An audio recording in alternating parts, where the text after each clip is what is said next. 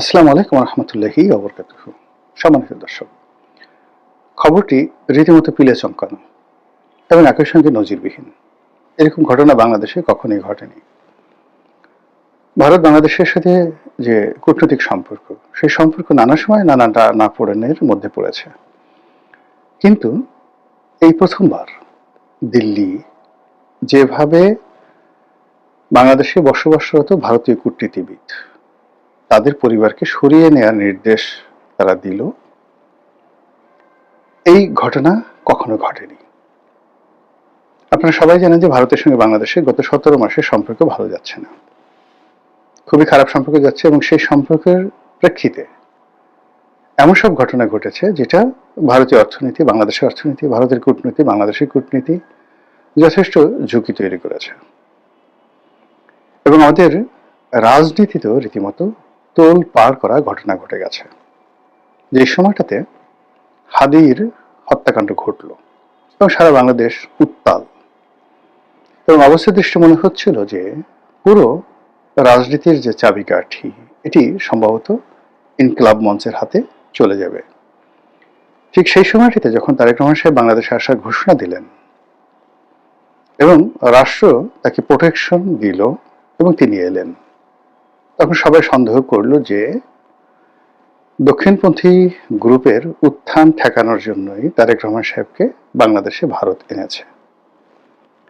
বিএনপির পক্ষ থেকে তেমন কোনো কথাবার্তা বলা হয়নি, কিন্তু যারা কূটনীতির ব্যাপারে বিশেষজ্ঞ তারা জানেন যে এটা হতে পারে, আবার নাও হতে পারে। কিন্তু আমরা যেটা দেখেছি যে বাংলাদেশে নিযুক্ত ভারতীয় রাষ্ট্রদূত যখন জনাব তারেক রহমান সাহেবের সঙ্গে বৈঠক করেছেন অফিসিয়ালি, তো সেখানে তাদের মধ্যে একটা নিদারুণ সৌহার্দ্যপূর্ণ, ট্রাস্টওয়ার্দি এবং যাকে বলা হয় রেজাল্ট ওরিয়েন্টেড আলাপ আলোচনা হয়েছে। দ্বিতীয়ত, শোনা যাচ্ছে, আজকের দিনে পর্যন্ত শোনা যাচ্ছে, আমি বাস্তবতা জানি না, সেটা হলো বিএনপির একটি উচ্চ ক্ষমতা সম্পন্ন দল, প্রতিনিধি দল ভারত যাবে ভারত সরকারের সঙ্গে আলোচনা করার জন্য, অথবা অন্য কোনো রাজনৈতিক পক্ষের সঙ্গে সেখানে আলোচনা হতে পারে, উই ডোন্ট নো। এর বাইরে ইউরোপীয় ইউনিয়নের যারা লোকজন আছেন, কূটনীতিবিদ রয়েছেন, তারা বেশ কয়েকদিন বাংলাদেশের বিভিন্ন রাজনৈতিক যারা নেতৃবৃন্দ রয়েছেন সবার সঙ্গে গোপনে এবং প্রকাশ্যে বসেছেন। অনেকে তাদের অফিসে ডেকে নিয়েছেন, আবার অনেক রাজনৈতিক যারা নেতৃবৃন্দ রয়েছেন তাদের সঙ্গে তারা দেখা করেছেন এবং অনেক রাজনৈতিক দলের অফিসে তারা বৈঠক করেছেন। এর বাইরে সরকারের সঙ্গে তাদের বৈঠক হয়েছে, সরকারের কর্তা ব্যক্তিদের সঙ্গে বৈঠক হয়েছে, সেনাপ্রধানের সঙ্গে বৈঠক হয়েছে কিনা আমি বলতে পারবো না, হয়তো হয়েছে। এরপর এই যারা এই বৈঠকগুলো করেছেন তারা সদল বলে এখন দিল্লিতে যাচ্ছেন। তো দিল্লিতে গিয়ে তারা কি অজিত দোভালের সাথে বসবেন, নাকি ইউরোপীয় ইউনিয়নের যে সকল সদস্য রাষ্ট্রদের অফিস রয়েছে দিল্লিতে এবং তাদের সেই যে এস্টাবলিশমেন্টটি, এটি বাংলাদেশের চেয়ে বড়, অর্থাৎ ইউরোপীয় ইউনিয়নের যে সকল অফিস রয়েছে, আমেরিকার যে অফিসগুলো রয়েছে, সব অফিসের রিজিওনাল হেডকোয়ার্টার দিল্লিতে। কাজেই বাংলাদেশে যিনি মার্কিন রাষ্ট্রদূত রয়েছেন বা অ্যাকশন এডের অফিস রয়েছে, ইউএস এডের অফিস রয়েছে, এগুলো সবগুলোর সেন্ট্রাল অফিস, এমনকি জাতিসংঘের যে আঞ্চলিক অফিসগুলো সব দিল্লিতে।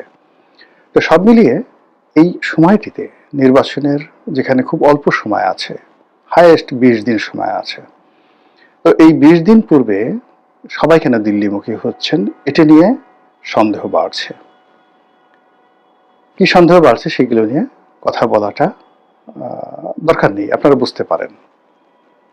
আর অন্যদিকে যেটি হচ্ছে সেটি হলো ভারত এই সময়টিতে, আমরা বিভিন্ন সময়টিতে দেখেছি যে যখন কোনো সিকিউরিটি প্রবলেম হয়, তো সেই সিকিউরিটি প্রবলেমের সময়টিতে বিদেশি নাগরিকদের চলাচলে তাদের সংশ্লিষ্ট রাষ্ট্র সেখানে নিষেধ করে, সতর্কতা অবলম্বন করতে বলে, বা বলে যে এই সময়টাতে ঘর থেকে বের হইও না।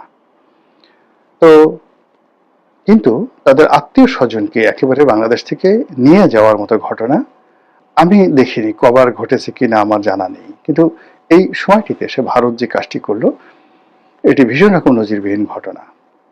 এই ঘটনার পেছনে নানা রকম আপনার সাংকেতিক বিষয়াদি থাকতে পারে। আপনারা জানেন যে বেশ কয়েকবার ভারতীয় রাষ্ট্রদূতের কার্যালয়, ভারতীয় ভিসা সেন্টার, এখানে ঠিক লোকজন ছুটে যাওয়ার চেষ্টা করেছে, আক্রমণ হয়েছে বা হয়নি এটা বলবো না। ভারতীয় দূতাবাস ঘেরাও করার চেষ্টা করা হয়েছে। এটা ভারত সরকারের পক্ষ থেকে একটা থ্রেট। একাধিকবার ভারতীয় রাষ্ট্রদূতকে আমাদের পররাষ্ট্র মন্ত্রণালয়ে ডেকে পাঠানো হয়েছে। আবার নজিরবিহীনভাবে বাংলাদেশের রাষ্ট্রদূতকে একাধিকবার দিল্লিতে ডেকে পাঠানো হয়েছে। নজিরবিহীন ঘটনা। আমরা জানি যে বাংলাদেশে রয়ের একটা বিরাট পদচারণা রয়েছে এবং এই বাংলাদেশে ভারতের সেনাবাহিনী, ভারতের বিমান বাহিনী, ভারতের পুলিশ বাহিনী, ভারতের